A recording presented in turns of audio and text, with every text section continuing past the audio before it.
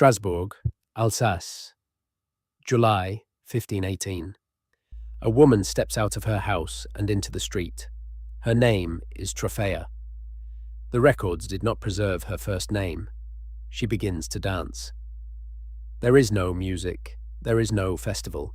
She is alone in a narrow street, and she is dancing. Her neighbors watch from their doorways. After a day, she has not stopped. Her feet are bleeding. She cannot stop. This is her case file. To understand what happened in Strasbourg in the summer of 1518, you need to know what the city had already endured. The harvest of 1517 had failed. The granaries were low. Prices for bread had risen beyond what working families could reliably pay. Epidemic syphilis was circulating through the city and the surrounding region. Plague had returned, as it did in waves, taking the old and the young with equal indifference. The population of Strasbourg in 1518 was not frightened of one thing. It was exhausted by all of them. Into this exhaustion came a belief that was everywhere in the Catholic world of Northern Europe: the curse of Saint Vitus. Saint Vitus was the patron of dancers, of those afflicted by nervous complaints, and of those who could not control their own bodies. To be struck by his curse was to be compelled to move. Dancing you had not chosen. Dancing you could not stop. The cure was to travel to one of his shrines and beg his intercession. In 1518, no one in Strasbourg found it difficult to believe that a woman might be dancing in the street against her will. Troffea danced for 4 days, possibly 5. The accounts differ by a day. By the end of those days, approximately 34 other people in Strasbourg had begun dancing. They did not stop either. The Strasbourg City Council convened. This was a governing body that took its responsibilities seriously. It kept detailed records, issued formal edicts, and consulted expertise before making decisions. It consulted physicians and surgeons. It asked what the dancing was and what should be done. The diagnosis returned was a condition of hot blood, an excess of heat in the blood producing involuntary movement. The blood needed to discharge its excess. The prescribed cure was continuation. The council hired musicians. 2 guild halls were opened as designated dancing spaces. Professional dancers were brought in to accompany the afflicted. The logic was not negligent. It followed directly from the medical consensus of the day. If hot blood caused the motion, motion would exhaust the heat. Dancing would cure the dancing. Over the following weeks, the number of dancers grew. There is no exact count that can be fully verified.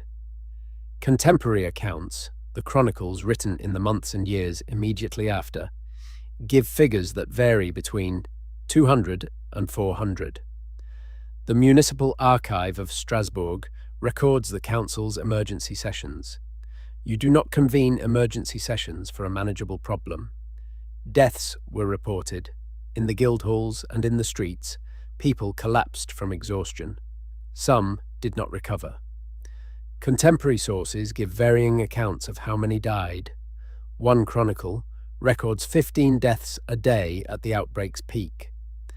That figure is from a single source and cannot be independently confirmed. What is confirmed is that the council changed course. The guild halls were closed, the musicians were dismissed, secular gatherings in the streets were prohibited. The council's position had shifted. This was not hot blood. This was divine affliction, the curse of Saint Vitus. The classification mattered because it changed the treatment. Natural illness required physicians. Divine curse required priests. Clergy were organized, masses were said, and for those still dancing, many of whom could no longer walk on their own, pilgrimages were arranged. The shrine of Saint Vitus at Saverne, a town roughly 30 kilometers north of Strasbourg, became the destination. Carts were organized. The afflicted were loaded onto them. Some carried, some placed. Some walked, dancing as they went, unable to move in any other way. At the shrine, the clergy distributed red shoes. Red was the saint's colour. The ritual required the afflicted to wear them during their supplications, transferring the curse symbolically from the dancer to the saint. Frau Troffea had been transported to this shrine weeks earlier. Whether she recovered is not recorded. The archives do not name her again. By September, the dancing had stopped. No single date marks the end. The last documented cases simply disappear from the records. The way outbreaks disappear when the conditions that produced them have shifted enough. The council filed its records. The physicians returned to their practices. The musicians went home. No one wrote down what the episode had cost. There is no confirmed medical explanation for what happened in the Strasbourg in 1518.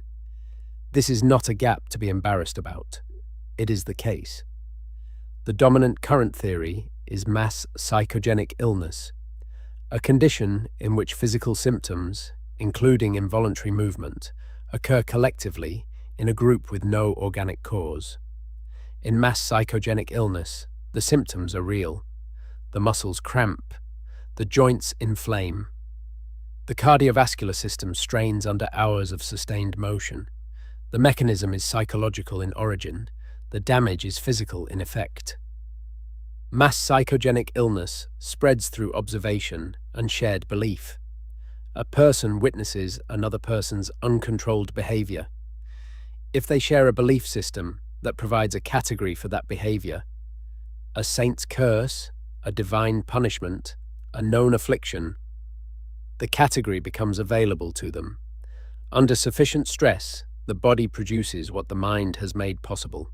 Strasbourg, in 1518, had every precondition: famine, plague, epidemic syphilis, a population under sustained, layered catastrophe, and a shared belief in St. Vitus that meant compulsive dancing was not only explicable, but expected.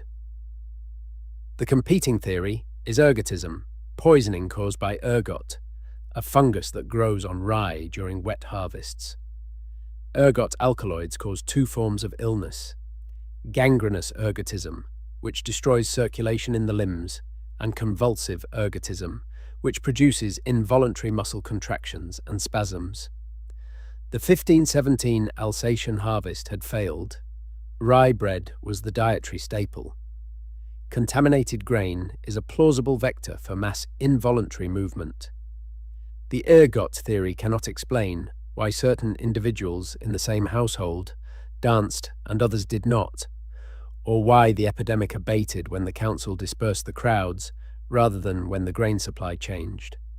Most current scholarship favours mass psychogenic illness, with ergotism as a possible contributing factor. The question is not resolved. What the mechanism debate clarifies is this: the council's first decision, open the guild halls, hire the musicians, bring the afflicted together in one place, was the worst thing it could have done. In mass psychogenic illness, proximity is transmission. The council created a stage and an audience. It amplified the outbreak by treating it. The council did not know this. The physicians did not know this. The category did not exist. The dancing plague of 1518 was not the first episode of its kind. Choreomania, compulsive group dancing, had been documented in the Rhine Valley in 1374, when outbreaks swept through multiple towns in Germany and the Low Countries. Smaller episodes were recorded in the following century. The 1518 Strasbourg outbreak was the largest and the best documented. It was also the last major European episode on record. No physician was held accountable for the initial diagnosis. No official was censured for the decision to hire musicians and open the guild halls. The municipal archive records the deliberations without commentary. The diagnostic category that produced the error: hot blood requiring continued motion was not revised in the aftermath. It remained current in European medicine for decades. The 1518 outbreak did not change how physicians thought about involuntary movement. Mass psychogenic illness was not named and formally described as a mechanism until the 20th century. In the centuries between 1518 and that classification, there was no word for what had happened. There was no framework to prevent it from happening again. In the 20th and 21st centuries, mass psychogenic illness has been documented in schools, factories, and religious communities on every inhabited continent. The mechanism that emptied those streets in Strasbourg is not confined to the medieval world. When the last dancer stopped in September 1518, no one recorded her name, or what she had done before the dancing started, or what she thought when it was finally over. The municipal archive filed the incident under the year, between a road repair and a grain tax, and moved on. One question for the comments: 400 people danced and no authority intervened for weeks. What does that tell you about how a city understood disease in 1518? The next case on this channel follows a single man. He found the cause of childbed fever. He proved it. He saved lives. His colleagues had him committed to an asylum. This is the sealed ward